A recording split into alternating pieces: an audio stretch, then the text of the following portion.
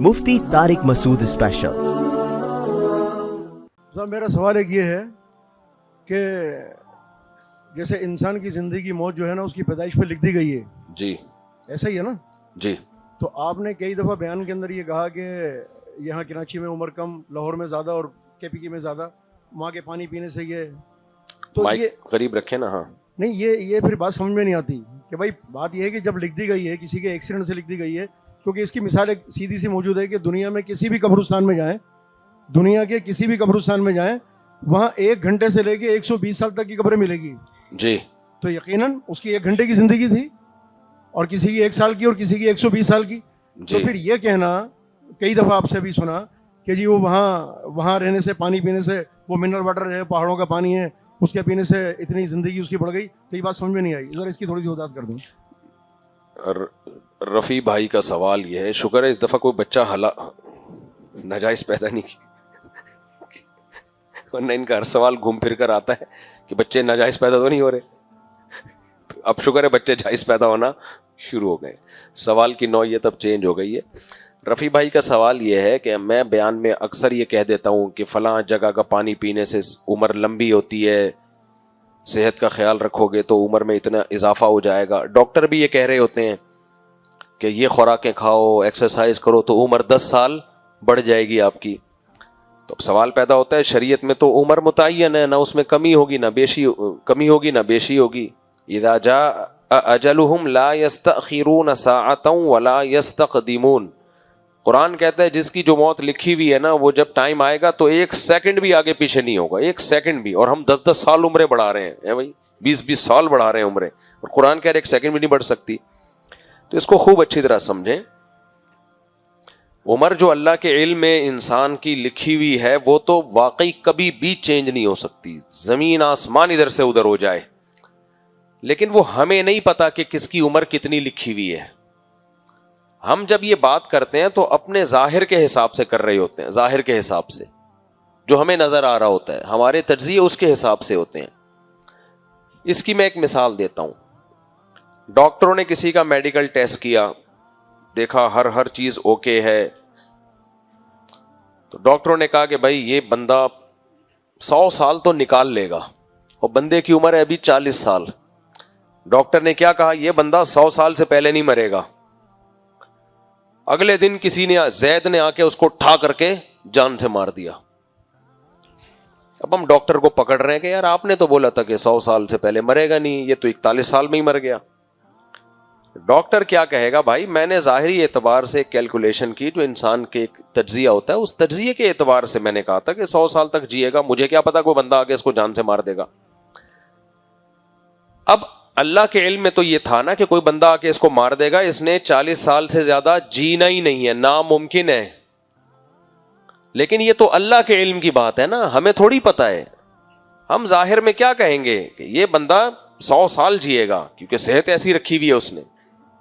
अब इस दौरान हादसे हो जाते हैं, कोई ट्रक के नीचे आके मर जाता है, कोई बिजली के खंभे से चिपक के मर जाता है, या कोई वबा फैलती है तो बड़े बड़े सेहतमंद लोग भी निकल जाते हैं उसमें। तो हम जब ये बात करते हैं ना, ये काम करने से उम्र 10 साल बढ़ जाती है, तो अपने इल्म और अपने जाहिर के लिहाज से कर रहे होते हैं। तकदीर से हम ना लड़ रहे हैं ना उसको छेड़ रहे हैं। वो अल्लाह का इल्म है, वो अल्लाह ही के पास रहेगा, उसमें हमें ना छेड़छाड़ की इजाजत है, ना हम उसके बारे में कोई तबसरा कर सकते हैं। वो अल्लाह का इल्म है कि इसने कितने साल जिंदा रहना है, वो अल्लाह जाने। अल्लाह ने वो फरिश्तों को भी इल्म नहीं दिया है, वो अल्लाह के पास है इल्म। हमें वो इल्म जब पता चलता है जब बंदा मर जाता है। मरने के बाद हम यही कहेंगे इसने इतना ही जीना था, इससे 1 सेकंड भी आगे और 1 सेकंड पीछे इसकी जिंदगी नहीं हो सकती थी। काम से पहले वो इल्म हमारे पास थोड़ी होता है। इसी वजह से देखो, जिसकी उम्र 40 साल है, अल्लाह के इल्म में था कि ये 41 साल में मर जाएगा, डाकू आके इसको मार देंगे। लेकिन वो क्या करता है, वो अपनी सेहत बनाने की फिक्र में लगा होता है कि मैं 100 साल जीऊंगा, डॉक्टरों से मशवरे ले रहा होता है। अब 41 साल का हुआ, किसी ने मार के चला गया कोई उसको। अब लोग कहेंगे बेवकूफ आदमी अपनी जिंदगी की कोशिश कर रहा था, तकदीर में तो 41 साल लिखे हुए थे और ये बेवकूफ आदमी 100 साल तक की कोशिश कर रहा था जीने की। तो हम कहेंगे भाई ये क्यों बेवकूफ है, इसको क्या पता था कि मेरी तकदीर में 41 साल लिखे हुए हैं। ये तो यही समझ रहा था जैसे باقی لوگ جیتے ہیں میں بھی جی لوں گا. تو تقدیر خالصتاً اللہ کے علم کا نام ہے, وہ اللہ پہ ہی چھوڑ دینا چاہیے. ہم جو معاملات ہوتے ہیں وہ ظاہری اعتبار سے ہی ہم ان معاملات سے نمٹتے ہیں, اور ہمارے تبصرے بھی اسی اعتبار سے ہوتے ہیں, اور ہمیں پلاننگ بھی اسی اعتبار سے کرنی ہے, تقدیر کو سامنے رکھ کے نہیں کرنی. تقدیر کے عقیدے کا فائدہ جب اٹھایا جائے گا جب کام ہو جائے, تو تسلی کے لیے پھر یہ کہا جائے گا کہ بھائی اب کیا رونا دھونا, اللہ کے علم میں تو یہی تھا کہ یہ اتنے سال زندہ رہے گا, تو ہم تو اپنے علم کے حساب سے پلاننگ کر رہے تھے, ہمیں اللہ کا کیا پتا تھا. لیکن جب مر گیا تو اس کا مطلب بھائی یہی ہے کہ بس اللہ کے علم میں یہی تھا, ہم صبر کریں گے, کیونکہ اللہ سے کوئی لڑ نہیں سکتا. ایک منٹ اللہ سے کوئی لڑ نہیں سکتا. اس کی اور آسان مثال میں دیتا ہوں کہ زید نے فرض کرو بکر کو قتل کر دیا, 40 سال کا بھی جوان تھا, بکر اس کو جان سے مار دیا. ہم زید کو چھوڑیں گے یا پکڑیں گے؟ بولو. پکڑیں گے. ہم نے زید کو لے آئے سولی پہ لٹکانے کے لیے, یا بندوق یہاں رکھ دی, تجھے بھی قصاصاً قتل کیا جائے گا. زید ہمیں جواب میں کہے گا کہ دیکھو بکر نے 40 سال میں مرنا تھا یا نہیں مرنا تھا, تم تو خود کہتے ہو موت 1 سیکنڈ بھی آگے پیچھے نہیں ہو سکتی, تو میں نے تو اس کو اسی ٹائم پہ مارا ہے جس ٹائم پہ اس نے مرنا تھا, جو لکھی ہوئی تھی اس کی, تو میں نے کون سا ظلم کیا اس کی. تو خود تو تم لوگ کہتے ہو کہ 40 سال یعنی جو بھی عمر جس کی لکھی ہوئی ہے وہ اس سے آگے پیچھے نہیں ہو سکتا, تو میں نے کون سا کام کر دیا, وہ مرنا تھا تو میں نے مار دیا, تو یہ تو ہونا تھا. آپ جواب میں کیا کہو گے؟ زید کو چھوڑ دو گے آپ اسے پتہ ہے کیا کہو گے؟ آپ بولو گے ٹھیک ہے, یہ تو مرنے کے بعد ہمیں پتا چلا کہ اس نے اتنا ہی زندہ رہنا تھا, تجھے کس نے پہلے بتا دیا تھا کہ 40 سال کے بعد یہ زندہ نہیں رہے گا؟ تیرے علم میں تو یہی تھا کہ جوان آدمی ابھی مزید زندہ رہے گا, اور تو نے اپنے علم کے مطابق کام کیا اس سے زندگی کا حق چھینا ہے. یہ تو اللہ جانے کہ اللہ کو پتا تھا کہ زید نام کی آدمی آ کے اس کو قتل کرے گا, یہ تو اللہ کو پتا تھا نا, تجھے تھوڑی پتا تھا. تو تجھے جو قیامت کے دن سزا ملے گی اور دنیا میں سزا ملے گی وہ تیری معلومات کے حساب سے ملے گی, وہ تقدیر کے حساب سے نہیں ملے گی. اور اگر یہ دلیل اس کی سمجھ میں نہ آئے تو ایک اور دلیل دیں, اس سے کہیں ٹھیک ہے بکر کی قسمت میں لکھا ہوا تھا کہ 40 سال کے بعد مر جائے گا, اور مارنے کے بعد پتا چلا تو ہم اب تجھے بھی مار دیں گے, ہم پہ بھی کوئی الزام نہیں ہے, کیونکہ جب گولی تیرے سر سے گزرے گی تو پتا چل جائے گا تو نے بھی اتنی عمر میں مرنا تھا, تو جس دلیل کی بیس پہ تو نے اس کو مارا ہے اسی دلیل پہ ڈشیاؤں.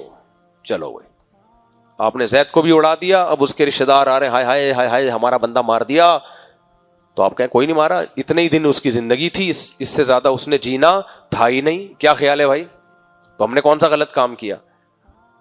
تبھی قرآن کہتا ہے جب یہ مجرمین قیامت کے دن آئیں گے اور کہیں گے کہ اے اللہ ہم شرک, تو ہمارے باپ داداؤں نے شرک کیا, ہم نے بھی شرک کیا, تو چاہتا تو ہمیں شرک سے بچا لیتا, زبردستی بچا لیتا. تو اللہ کیا کہیں گے؟ حل عندکم من علم فتخرجوہ لنا, کیا تمہارے پاس پہلے سے نالج تھی کہ تمہاری قسمت میں شرک لکھا ہوا ہے؟ یہ تو مجھے پتا تھا نا تم شرک کرو گے, تمہیں تھوڑی پتا تھا, تم نے تو اپنے اختیار سے ایک جرم کیا ہے. تو اس لیے عمر تو اللہ کے علم میں نہ 1 سیکنڈ بھی کسی کی موت کا وقت نہیں ٹلتا, لیکن وہ اللہ کو پتا ہے, وہ مجھے اور آپ کو نہیں پتا. تو ہم نے ظاہری اسباب اختیار کرنے ہیں. ایک بات تو یہ, دوسری بات یہ کہ تقدیر میں یہ پہلے سے لکھا ہوا ہوتا ہے کہ یہ لوگ چشمے کا پانی پیئیں گے, 100 سال جئیں گے, اللہ کے علم میں تقدیر میں لکھا ہوتا ہے. اور یہ کراچی کے نلکے کھولیں گے, پہلے ہوا آئے گی, اس کے بعد گٹر کا پانی آئے گا, اس کے بعد گٹر کا ملا ہوا پانی آئے گا, اور یہ گھونٹ بھر بھر کے پیئیں گے, اور 40 بھی بمشکل کراس کر پائیں گے. تو یہ بھی تو اللہ نے لکھا ہوا ہوتا ہے, اللہ کے علم میں ہوتی ہے یہ بات. جاپان کے لوگوں کی عمریں لمبی ہیں. کیوں لمبی ہیں؟ کیونکہ دنیا کو اللہ نے اسباب سے جوڑا ہوا ہے. اللہ کو پتا ہے پہاڑی لوگ ہیں, بوائل چیزیں کھائیں گے, تیل ویل کوکنگ آئل نہیں کھائیں گے, تو یہ سب چیزیں پہلے سے اللہ کے علم میں تھیں کہ یہ لوگ نہیں کھائیں گے, لہذا 100 سال جئیں گے. اور یہ کمبخت برگر پیزے کھا کھا کے دھماکوں سے پھٹیں گے. تو اللہ نے پہلے لکھا ہوا ہے فرشتوں کو 30 سال سے زیادہ نہیں لکھنا. صحیح ہے, یہ 30 میں مرے گا. اور یہ بھی لکھا ہوتا ہے کراچی میں رہے گا, کتنی اچھی صحت ہو, کتنے چشموں کا پانی پی لے, بہترین, لیکن چونکہ یہاں کی حکومت امن و امان قائم کرنے میں ناکام, اور یہ لوگ پھر امن کی کوشش بھی نہیں کریں گے, اپنے حقوق کے لیے نکلیں گی بھی نہیں. لہذا کوئی 20 میں مرے گا, کوئی 25 میں مرے گا, کوئی کچھ تو پیدا ہونے سے پہلے مر جائیں گے. کیوں مریں گے؟ پریگننسی میں عورت جائے گی ہاسپٹل اور سڑکوں کے کھڈے اس کے حمل کو راستے میں گرا دیں گے. تو جیسے کرتوت ہوتے ہیں نا, اس حساب سے عمریں اللہ نے پہلے سے ہم لوگوں کی بولو لکھ دی ہوتی ہیں, کرتوتوں کے حساب سے. جہنم بھی تو کرتوتوں کے حساب سے لکھی. تقدیر میں صرف یہ تھوڑی لکھا ہے کہ یہ اتنے سال جئیں گے. جنت جہنم بھی جنت جہنم بھی پہلے سے تقدیر میں لکھی ہوئی ہے. اللہ نے لکھا ہوتا ہے یہ کم وقت کا مجھے پتا ہے یہ نالائق برائیاں کرے گا اور جہنم میں جائے گا, اور یہ اچھائیاں کرے گا اور جنت میں جائے گا. تو تقدیر تو کام کے بعد پتہ چلتی ہے, کام سے پہلے کچھ پتہ نہیں چلتا. یہی آزمائش ہے. تو ہم نے ظاہر کو دیکھ کے چلنا ہے, اور ہم جب کہتے ہیں کہ اس کی عمر 10 سال بڑھ جائے گی اگر یہ صحت کا خیال کرے, تو ہم اپنے علم کے لحاظ سے بڑھا رہے ہوتے ہیں. اللہ کے علم میں تو متعین ہوتی ہے, وہ چینج نہیں ہو سکتی. اس کی مثال ہے, دیکھو حدیثوں میں یہ بھی تو آتا ہے نا کہ ہر شخص کی عمر متعین لکھ دی ہے, لیکن حدیث میں یہ بھی آتا ہے من احب ان ينسأ له في اثره فليصل رحمه, جو چاہتا ہے کہ اس کی عمر لمبی ہو جائے وہ رشتہ داری کو جوڑے, یعنی رشتہ داروں سے اچھا سلوک کرے تو عمر کیا ہو جائے گی, بڑھ جائے گی. اب ایک طرف قرآن کہہ رہا ہے عمر تو بڑھتی نہیں ہے, دوسری طرف حدیث میں آ رہا ہے یہ اچھا کام کرو تو عمر بڑھ جائے گی. تو مطلب یہی ہے کہ ہمارے لحاظ سے عمر بڑھ جائے گی, اللہ کے علم کے لحاظ سے عمر نہیں بڑھے گی, کیونکہ اللہ نے لکھا ہوتا ہے کہ ویسے یہ 50 میں مرے گا, چونکہ رشتہ داروں سے اچھا سلوک کرے گا تو اس کی عمر میں 60 کر دوں گا. تو پہلے سے اللہ نے کر دی ہوتی ہے, کیونکہ اللہ کو پتا ہوتا ہے رشتہ داروں سے اچھا سلوک کرے گا, تو وہ رشتہ داروں سے اچھے سلوک کی وجہ سے 10 نمبر گریوی میں مل رہے ہوتے ہیں اس کو ایج کے. نہیں آئی سمجھ میں بات؟ دیکھو اللہ نے اس کے بارے میں لکھا ہوتا ہے یہ 50 سال میں مر جائے گا کسی کے بارے میں, لیکن اللہ کو پتا ہے کہ یہ مرے گا تو 50 سال میں, لیکن رشتہ داروں سے اچھا سلوک بھی کرے گا, تو فرشتوں سے کہا ہوتا ہے 10 سال اس کے ڈال دو الگ سے. تو اب جو اصل تقدیر ہے وہ 60 سال لکھی ہوئی ہوتی ہے اس میں کہ 60 میں مرے گا. مرنا تھا 50 میں, جس حساب سے یہ پیزے برگر کھا رہا تھا مرنا کس میں تھا 50 میں, لیکن ایک نیکی کر رہا تھا, رشتہ داروں میں جوڑ پیدا کر رہا تھا, تو اس نیکی کی وجہ سے اللہ کہیں گے کہ یہ 60 میں مرے گا. اب اصل عمر اس کی 60 ہے, اور حدیث میں جو آ رہا ہے کہ اچھا سلوک کرے گا تو عمر بڑھ جائے گی وہ 50 کے حساب سے, کہ صحت کے لحاظ سے تو 50 میں مرنا چاہیے تھا, لیکن اچھے سلوک کی وجہ سے 60 میں مرے گا. یہ سمجھتے ہو کہ نہیں سمجھتے؟ تو تقدیر کا علم اللہ کا علم ہے بھائی, اس میں ہمیں گھسنے کی اجازت نہیں ہے. وہ ایک ہے جو لکھا ہوا ہے وہ ہو کے رہے گا, لیکن وہ ہمیں کام ہونے کے بعد پتہ چلتا ہے. تو کام ہونے کے بعد پھر یہ تبصرے کیے جائیں گے, بھائی مرحوم کی لکھی ہوئی تھی اتنے میں ورنا تھا, برونے دھونے سے کیا کرنا ہے, بس چلے گا. بس اللہ مغفرت فرمائے, درجات بلند فرمائے. جی السلام علیکم ورحمۃ اللہ وبرکاتہ. مفتی صاحب میں ہری پور سے تشریف لایا ہوں. جی جی. اور ماشاء اللہ آپ کو نوجوان بڑا سنتے ہیں, اللہ پاک آپ کی زندگی اور صحت میں عمل میں برکتیں عطا فرمائے. تو سوال میرا کوئی تنزیہ نہیں ہے آپ سے. ماشاء اللہ اللہ پاک جامع الرشید جو کام کر رہے ہیں, اللہ پاک استاد مفتی استاد صاحب عبدالرحیم صاحب کی زندگی میں برکتیں عطا فرمائے. تو یہ جو آپ نے جمعے میں بھی کہا کہ اماموں کو جو تنخواہ دی جا رہی 25,000 حکومت کی طرف سے اعلان ہوا ہے, تو یہ انہوں نے ایک عہد نامہ بھی تیار کیا ہے جس کے اوپر وہ سائن لے رہے ہیں. اس کے بعد انہوں نے وہ تنخواہ دینے کا کہا ہے. شاید یہ کل کے لیے کوئی مسئلہ بھی تو بن سکتا ہے اماموں کے لیے, تو آپ اس میں کیا کہنا چاہیں گے؟ اور دیکھیں یہ جو آپ کہہ رہے ہیں نا کہ ائمہ کرام کو جو تنخواہیں دی جا رہی ہیں اس پہ ایک عہد نامہ لیا ہے, اس عہد نامے پہ سائن کروایا جا رہا ہے. وہ جو حضرت مولانا حلیف جالندری صاحب نے وہ عہد نامہ پڑھ کے سنایا وہ فیک ہے, ایسا کوئی عہد نامہ نہیں ہے. حضرت مولانا حلیف جالندری صاحب ہمارے لیے قابل احترام ہے. حضرت کو میرا خیال ہے کسی نے دھوکہ دیا ہے, کوئی پرچہ پکڑا دیا تو انہوں نے وہی مجمع میں پڑھ کے سنا دیا, ایسا کوئی ایگریمنٹ ہے نہیں. سب کل میرا انشاءاللہ نکاح, اور اگر ہوگا بالفرض تو لایا جائے ہمارے سامنے, پھر ہم دیکھیں گے اس ایگریمنٹ میں لکھا کیا ہے. صرف ایگریمنٹ ہونا غلط بات نہیں ہے, ایگریمنٹ اگر صحیح چیزوں پر ہے, مثال کے طور پر ایگریمنٹ میں یہ کہ ریاست کے خلاف بیان نہیں ہوگا, ریاست سے مراد پاکستان, کوئی سیاسی لیڈر نہیں, پاکستان, تو یہ تو بالکل ٹھیک ہے ایگریمنٹ ہے. مسجد ممبر سے تو ملک کی حفاظت کی بات ہونی چاہیے, ملک کی تباہی کی بات نہیں ہونی چاہیے. تو اگر اس طرح کا ایگریمنٹ ہے پھر تو لیکن کوئی ثبوت کے ساتھ, کوئی سچی مچی کا, میں نے جتنے ائمہ ہیں ان سے جو ہمارے رابطے ہیں وہ کہہ رہے ہیں ہمیں تو کوئی ایگریمنٹ نہیں. اچھا کے پی کے میں جن اماموں کو تنخواہیں مل رہی ہیں عمران خان کے دور میں جو ملنا شروع ہوئی, وہ کہہ رہے ہیں کہ ہم تو عمران خان مخالف پارٹیوں کے جلسوں میں بھی جا رہے ہیں, پھر بھی ہمیں مل رہا ہے. یعنی ان کے پی کے اماموں میں کوئی مسلم لیگ کا ہے, کوئی جے یو آئی کا ہے, پھر بھی مل رہی ہیں. تو نہ میرے بھائی پی ٹی آئی نے اماموں کو تنخواہیں دے کے خریدا ہے, نہ مسلم لیگ اماموں کو تنخواہیں دے کے خرید رہی ہے. زیادہ سے زیادہ الزام یہ لگایا جا سکتا ہے کہ مسلم لیگی جو یہ کام کر رہے ہیں یہ شاید اس لیے کر رہے ہوں کہ اپنا ووٹ بینک بڑھایا جائے, اس کا امکان ہے. تو یہ تو ہر سیاسی لیڈر کرتا ہے یہ کام. جمہوری طرز حکومت میں تو عوام کو فائدہ ہی اس لیے پہنچایا جاتا ہے تاکہ ہمارا ووٹ بینک بڑھے. یہ تو سب کر رہے ہوتے ہیں. یہ تو کل جے یو آئی والے آئیں گے, ان کو بھی چاہیے کریں تاکہ قوم کی خدمت کر کے ووٹ بینک بڑھاؤ. تو یہ تو مطلوب ہے نا. دیکھو جماعت اسلامی علاقے صاف کر رہی ہے, ڈیولپمنٹ کا کام کر رہی ہے. کراچی میں نے جا کے ان کو پروموٹ کرنا شروع کر دیا. اب میں کہوں ایکچولی تم جو کراچی کو صاف کر رہے ہو اصل میں تم چاہتے ہو کہ الیکشن میں تمہیں ووٹ ملے. تو جماعتی کہتے ہیں اسی لیے تو کر رہے ہیں ورنہ تمہارے ماموں لگتے ہیں. تو یہ تو صحیح ہے نا, تو کرو تو صحیح یار, کچھ کرو تو ہم دیں گے ووٹ. تو سب کرتے ہیں اور کرنا چاہیے. مسئلہ یہ ہو رہا ہے کہ کر کچھ بھی نہیں رہے اور ووٹ ہم سے مانگ رہے ہو, یہ غلط ہے بھائی. کچھ کرو گے تو ووٹ ملے گا, نہیں کرو گے تو ٹھینگا ملے گا, چاہے کوئی بھی ہو. اور مجھ سے کل میرا نکاح بھی ہے انشاءاللہ, تو دعا بھی آپ سے. جی بھائی, دعا کل میرا نکاح بھی ہے. اچھا ماشاءاللہ, کل آپ کا نکاح, خصوصی دعا, کھجور زیتون. بھائی یہ کسی کا پرسنل سوال ہے تو ایسے جنرلی جواب دوں گا تو کسی کو نقصان بھی ہو سکتا ہے. یہ جو سوال ہے نا یہ کبھی ملاقات کر لیں مجھ سے, پھر اس پہ مشورہ دوں گا میں. اچھا میرے بھائی, اپنے بیٹے کا نام محمد عمر خان رکھنا چاہتا ہوں. آپ اس کا مطلب محمد خان, یہ کیا ہے بھائی؟ عمر خان تو ٹھیک ہے. میری والدہ کو میری کزن پسند تھی, ان کے کہنے پر رشتہ بھیجا مگر ان کے والد نے میری تعلیم میں اعتراض کیا. حالانکہ میں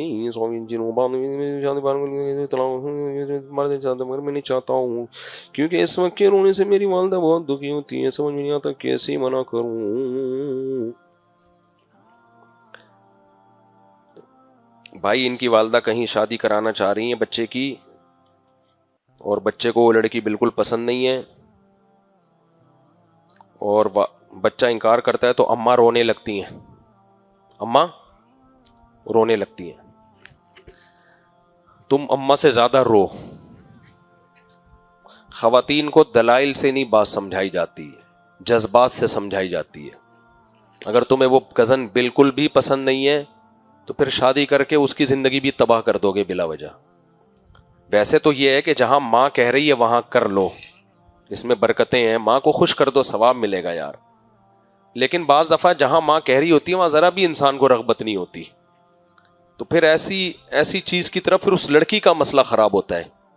تو اس لیے اگر بالکل بھی طبیعت نہیں چاہ رہی ہے اس کی طرف اور ماں رو رہی ہے, تم اور زیادہ پھوٹ پھوٹ کے رو. اماں کو تم پہ ترس آ جائے, نہیں میرے بچے تو بات ہی جذباتی ہو گیا ہے, تو پھر انشاءاللہ ماں سے سختی نہیں کی جا سکتی, بس روتے رہو بیٹھ کے. ہر وقت غمزدہ رہا کرو, رو چھپ چھپ. ہچکیوں کی آوازیں نکالو, ہچکی ریکارڈ کر کے نا اپنے کمرے میں رکھ لو, کمرے کنڈی لگائی, رونے کی آوازیں انٹرنیٹ سے ڈاؤن لوڈ کرو, اور ہچ کے ماں سمجھے مر گیا میرا بچہ, ہاں دروازہ بچائے. پھر پیاز سے جو آنسو نکالے تھے وہ پوچھو اور بولو کہ اماں میں راضی ہوں, میں آپ کو منع نہیں کر سکتا, میں آپ میری زندگی میں. پھر رو, بس آپ کے کہنے پہ راضی ہوں, باقی میرا زندگی تباہ ہو رہی ہے میری, بس آپ کہہ رہی ہو تو کر رہا ہوں میں. پھر رو, اس سے کام بن جائیں گے انشاءاللہ. لوگ پتہ ہے دوسری شادی کر کے نا پہلی بیوی کو خوشی خوشی بتا رہے ہوتے ہیں بس میری بھی شادی ہو گئی ہے, وہ بیچاری کی جو ہے نا دل پہ آرے چلتے ہیں اس سے. آپ ہر ایک سے ملو خوشی سے میری شادی ہو گئی, گھر میں سسرال والوں سے یہ نہ کہو میری شادی ہو گئی ہے, یہ بہت برا, یہ صحیح بات کہہ رہا ہوں میں.